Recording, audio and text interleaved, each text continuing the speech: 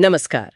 आज हम Dan and MANET की किताब वुमेन हु चीट इसके सार से निकले कुछ विचारों पर एक गहरी नजर डाल रहे हैं।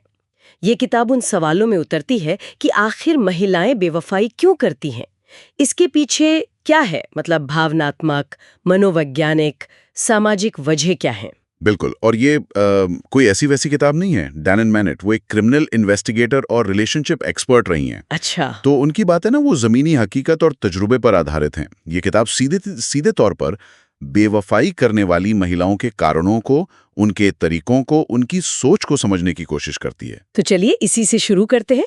सबसे बड़ा सवाल मैनेट के हिसाब से वो मुख्य वजह क्या है जिनके चलते महिलाएं अपने रिश्तों से बाहर कदम रखती हैं। हाँ, देखिए, मैनेट कई परतें खोलती हैं।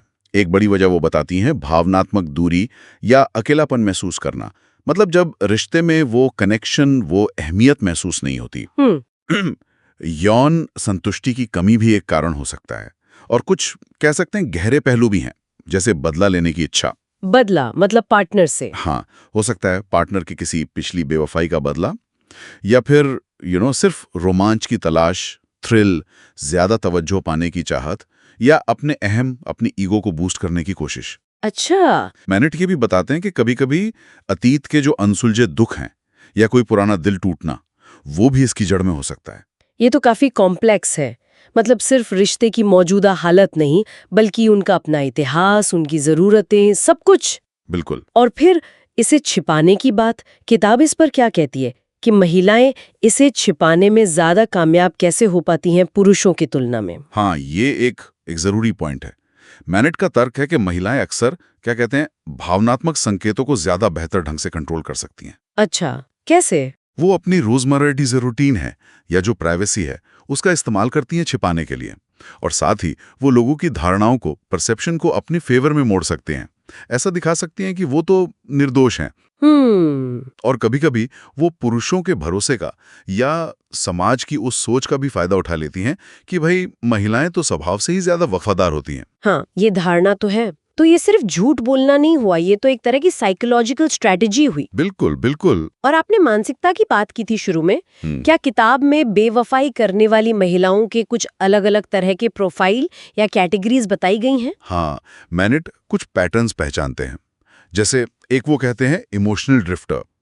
ये वो महिला है जो रिश्ते में मतलब भावनात्मक खालीपन महसूस कर रही है और उस खालीपन को भरने के लिए बाहर कनेक्शन ढूंढती है। ओके। अच्छा। एक है सीरियल चीटर, जिसे लगातार बाहरी वैलिडेशन, दूसरों से तारीफ या पुष्टि की जरूरत महसूस होती है और ये एक पैटर्न बन जाता है। और फिर है प्रतिशोधी साथी, रिवेंजफुल, जिसका मकसद साफ तौर पर अपने पार्टनर को दुख पहुंचाना या सजा देना है। ये प्रोफाइल्स ये समझने में मदद करते हैं कि इरादे कितने अलग-अलग हो सकते हैं। लेकिन क्या ये एकदम पक्की कैटेगरीज है या असल जिंदगी में चीजें मिक्स भी हो सकती हैं? नहीं, अच्छा सवाल है। किताब इन्हें एक फ्रेमवर्क की तरह पेश करती है समझने के लिए, लेकिन हाँ, असलियत में किसी एक इंसान में कई लक्षण मिल सकते हैं। ये कोई हार्ड एंड फास्ट रूल नहीं है, बस व्यवहार के पैटर्न को पहचानने का एक तरीका है। समझ गई। और किताब समाज के नजरिए पर भी बात करती है। आपने कहा था वो दोहरे मापदंड वाली बात। हाँ, बिल्कुल सही। मैनेट इस पर जोर देते हैं कि समाज अक्सर पुरुषों की बेवफाई को लेकर थोड़ा नरम रहता है। उसे शायद एक फिसलन या कमजोरी मान लिया जाता है।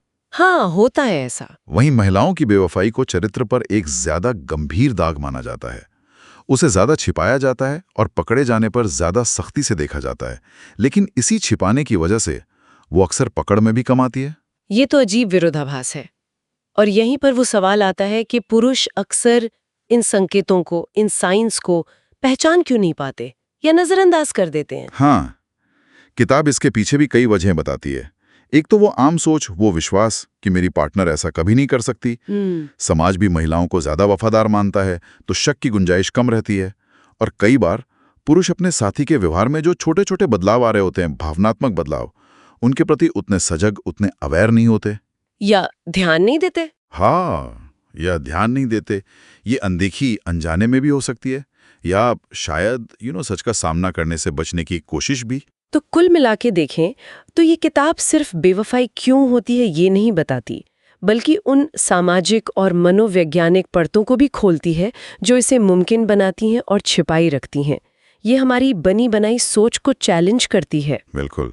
इसका असली मकसद शायद जागरूकता बढ़ाना है, रिश्तों की सच्चाई के बारे में, अपनी और अपने पार्टनर की ज़रूरतों के बारे में और उन मुश्किल सच्चाइयों का सामना करने की हिम्मत जुटाने के बारे में। और ये पुरुषों के लिए भी एक तरह से गाइड का काम करती है कि भाई किन संकेतों पर ध्यान दें, रिश्तों की असलियत को समझें। और जाते जाते हम अपने सुनने वालों के लिए एक सवाल छोड़ जाते हैं जिस पर वो सोच सकते हैं। जब पुरुष बेवफाई के संकेतों को पहचानने में चूक जाते हैं तो क्या ये सिर्फ उनकी भावनात्मक सजगता की कमी है, या फिर ये समाज की उन गहरी अपेक्षाओं और लिंग आधारित धारणाओं का नतीजा है जिन पर हम सबने शायद कभी सवाल ही नहीं उठाया?